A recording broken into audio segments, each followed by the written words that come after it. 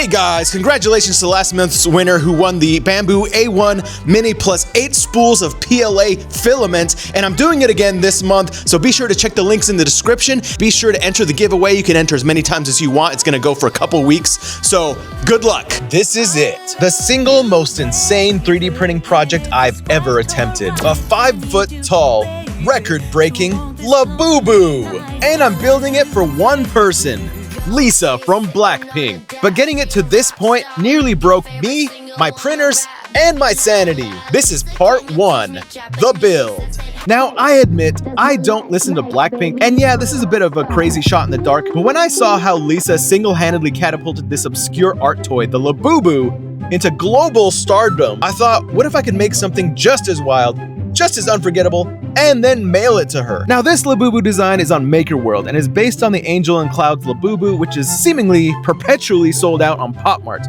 but looks incredibly awesome. To even attempt this, I need a beast of a machine. Enter the OrangeStorm Giga. It's huge, it prints huge, and that's exactly what I need. With a 1mm nozzle, 800mm wide build plate, and taking up as much space as the amount of Labubus some of you crazy collectors have. To minimize risk, I started small, so I started with printing out the wings, a simple test print. Or so I thought. This was supposed to be easy, right? 2 of the supports buckled, leaving gaping holes.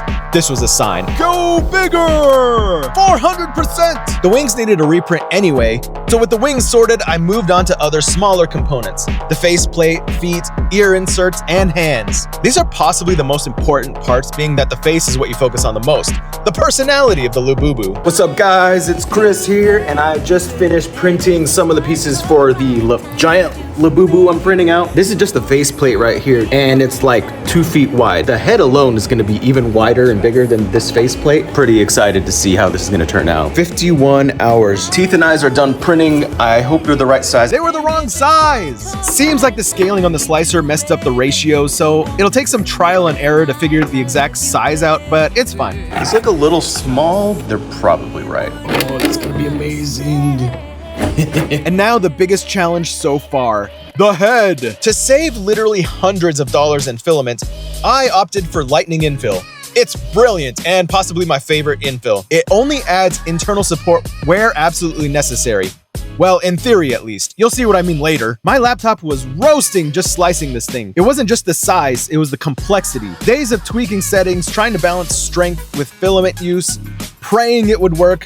Because if this failed, it failed catastrophically. It seemed to be a Clipper firmware error, apparently. When the filament ran out and I tried to resume, the print head went rogue, tried to drive off the bed, and it initiated an emergency shutdown. Days of printing, 3 kilograms of filament, gone! Just like that. Dozens of dollars and wasted time. But quitting wasn't an option. I debated diving into the Clipper settings to try and fix the glitch, but my style is more run and gun and pray. So with a prayer and fingers crossed, I tried again. Take 2, you guys. First print failed. Let's see if this one succeeds. Starting off with a fresh spool, 5 kilograms. Hey guys, so I just finished a roll of 5 kilogram roll on the Labubu being printed right now. Last time I switched it out, there was a major problem and the whole print failed, so I lost about 3 kilograms. This time, hopefully that doesn't happen, because if it does, I'm gonna lose 5 kilograms. But so far it's looking good. It's made much more progress than before. You can see here on the monitor that it only has 43 hours and 4 minutes remaining. The total print is a little over 100 hours, I think. And if you're printing giant Labubus or anything else on an OrangeStorm Giga or some large format printer, or if you just wanna print for long periods of time without worrying about swapping spools, then you should get the large 5 kilogram spools, because it really alleviates some of that problem of switching spools out if you're printing quite a bit. So first thing I do is just pull out the previous filament and I'll just insert it into the head. I'm honestly kind of scared here. Resume. It's working. It's working. It's working! I think we're back in business, boys. The second attempt was going perfectly great until the top. Remember that lightning infill that I loved oh so much? Good morning, guys. It is Friday, and The Labubu is looking good. We're at 78% complete. A little bit more than a day to go. So I just wanted to show you the inside of this to show you the mess that has been created.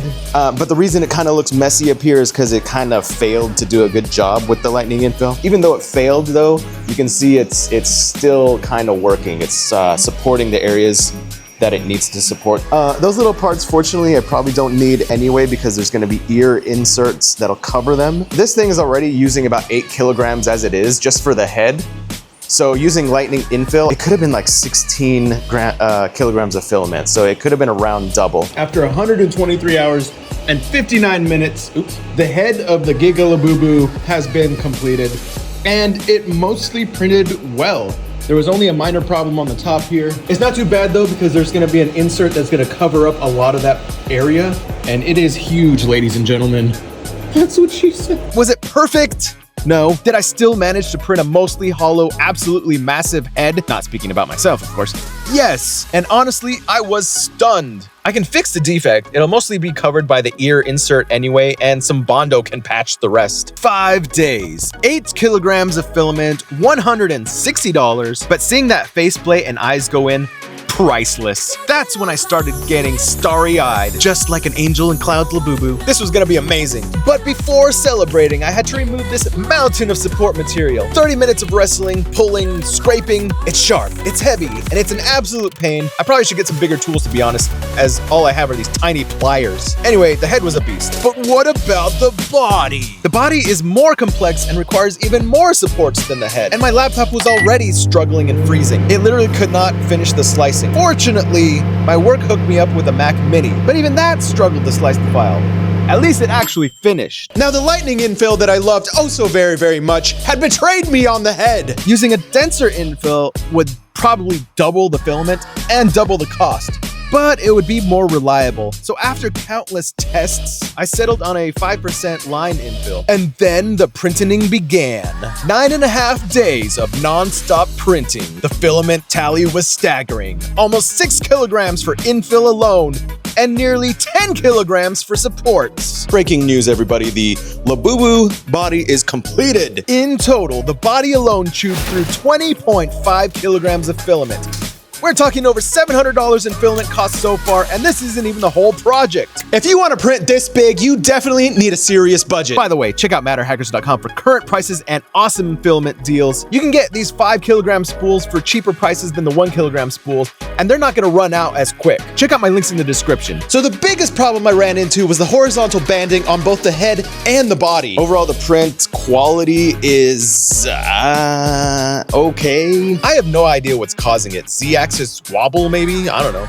I'll have to figure out how to cover it up. The fur texture on the Labubu kind of hides some of it, which is good, but trying to sand this, that sounds like a nightmare. I'm really hoping there's a relatively simple way to make this look good with the horizontal banding with maybe some thick primer and paints. If you have any ideas, let me know in the comment. Now, before tackling the final mountain of supports, I had to see the head on the body. And even unfinished, even with all of its battle scars, it's majestic. 5 feet of pure, unadulterated Labubu. The biggest I've ever seen. Maybe the biggest anyone's ever seen. And now the support removal. Woohoo! 45 minutes of pain, blood, sweat. No tears yet, but don't you worry. Those are coming when I sand it. And there it is, our 5-foot Labubu. It's looking epic, but we're nowhere near done. But it's all for the ultimate goal.